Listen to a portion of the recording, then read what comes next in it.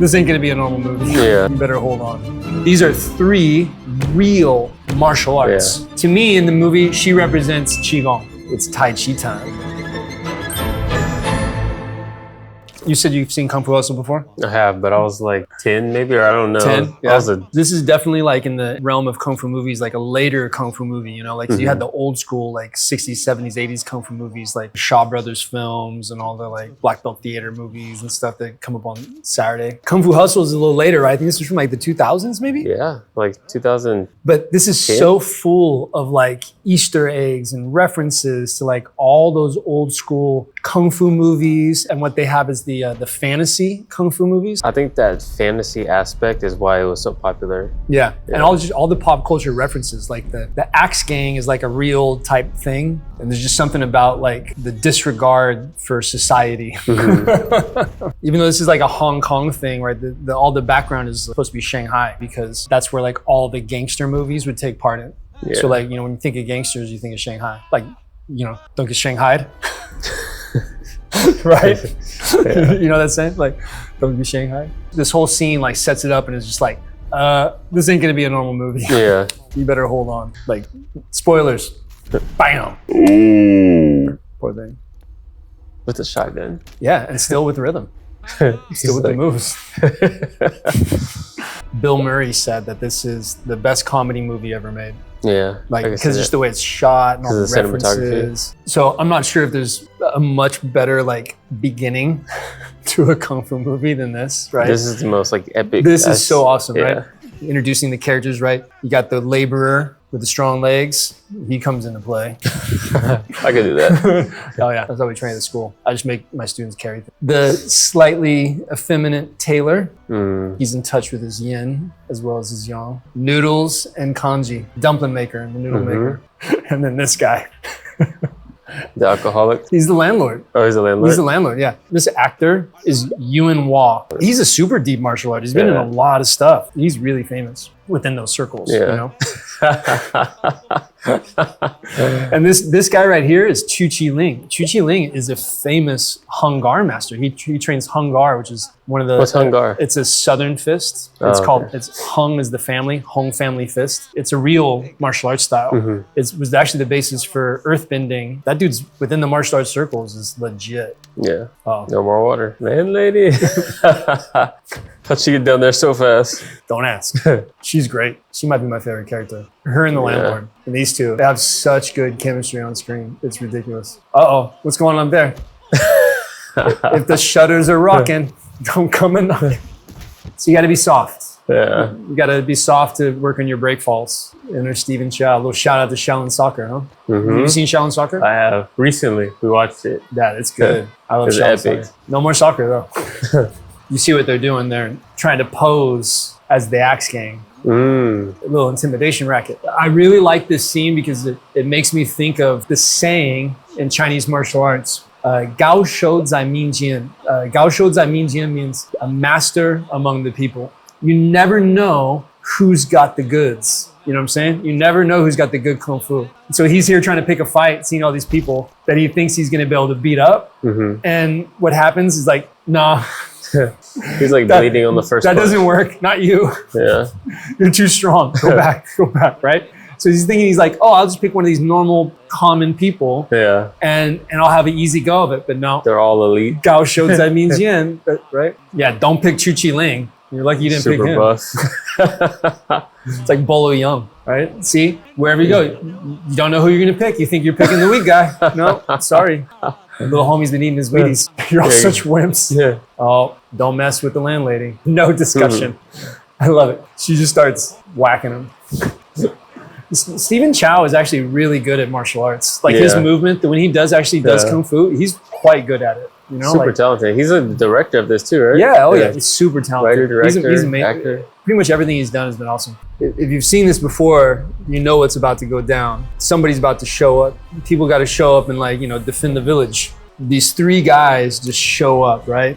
The 3 guys they already introduced, just start kicking ass. If you don't know about Kung Fu, you might not know that there's three very distinct styles and vibes that are being portrayed. Like this guy, he was the laborer, right? The coolie. He represents the style of tan tui, which is a really famous style from China. There's a movie on it called The 12 Deadly Kicks. It's known for its like strong legs and stances. So you can just see he's just kicking people crazy. Just kick. Just here's a foot to the face. Strong legs. Yeah. And that's the style, tan tui, right? Yeah. So it's trained by a lot of people, a lot of Kung Fu people, and makes some strong legs. Uh-oh. Yeah, it was like 1 against 100. Yeah, not no more. Master Chu Qiling, he practices Hung Gar, which is known, I mean, this is a famous style. Yeah. I mean, famous. It's known for like iron wire fist, iron wrapped in cotton.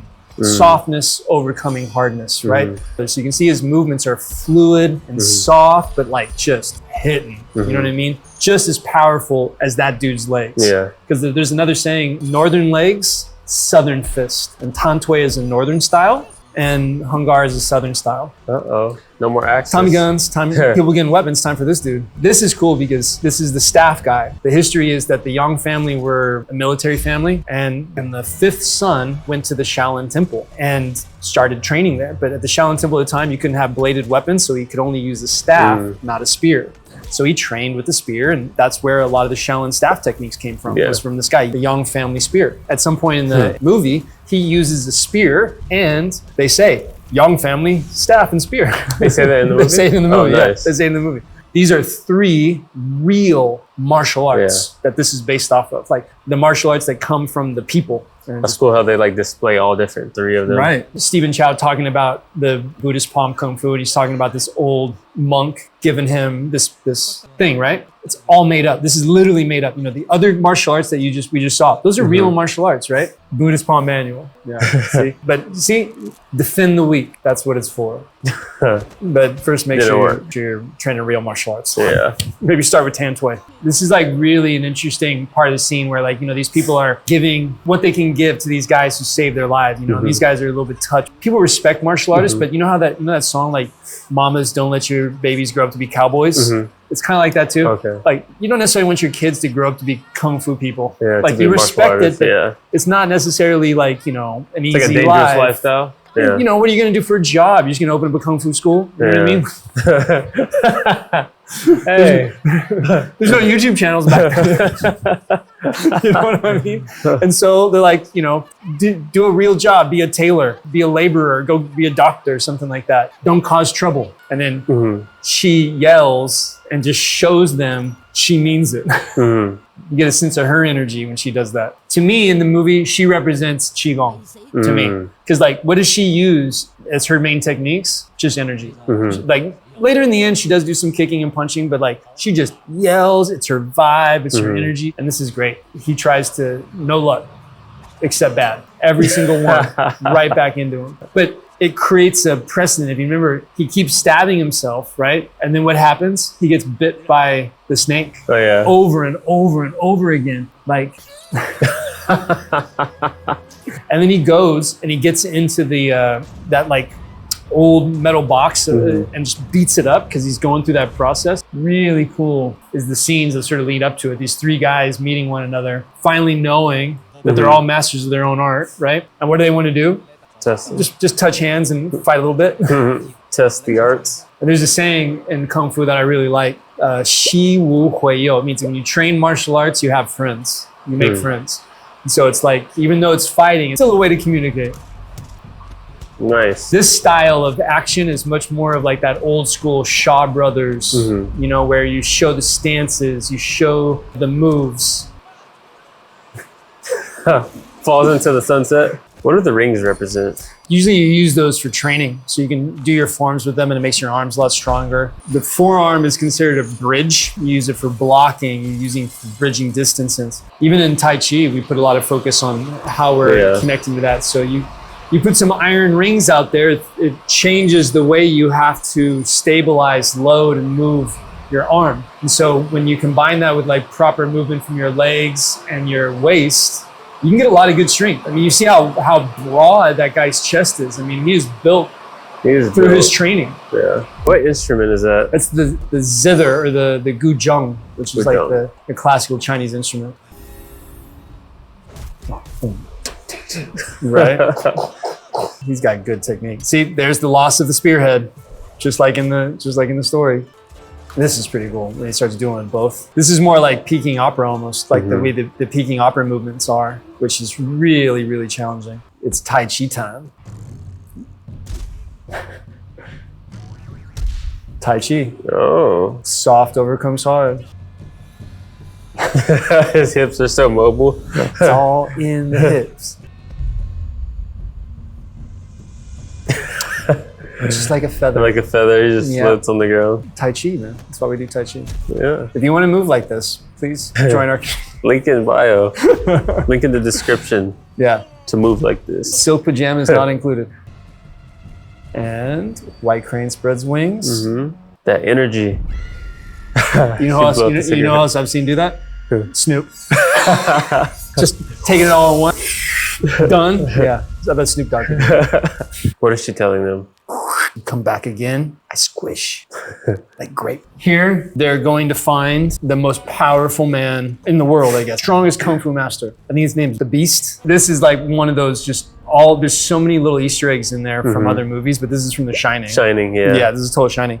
Letting him know there is nothing good behind that door, right? So the guy who plays The Beast, his name is Bruce Lung. And he's actually was a famous martial arts actor in Hong Kong back in the 70s and 80s, I think. And so he's talking about how in Kung Fu, the only thing that matters is speed and strength. What is the ultimate level of Kung Fu? I don't know. Everybody's trying to find it. It's your own style, where it's your own art, right? It comes from the inside out, Well, this is the face-off between the two fated lovers and the Beast. Who's gonna win? Like Superman. I love it. Ooh, see, speed. Boom, boom. 1, 2, done. Oh, that's the same thing he did to the six Venoms that threw them around, but he didn't work on him. Oh, coming back at you. Wound it up and reversed it. The torque. Yeah. Some breakdance moves. Same thing.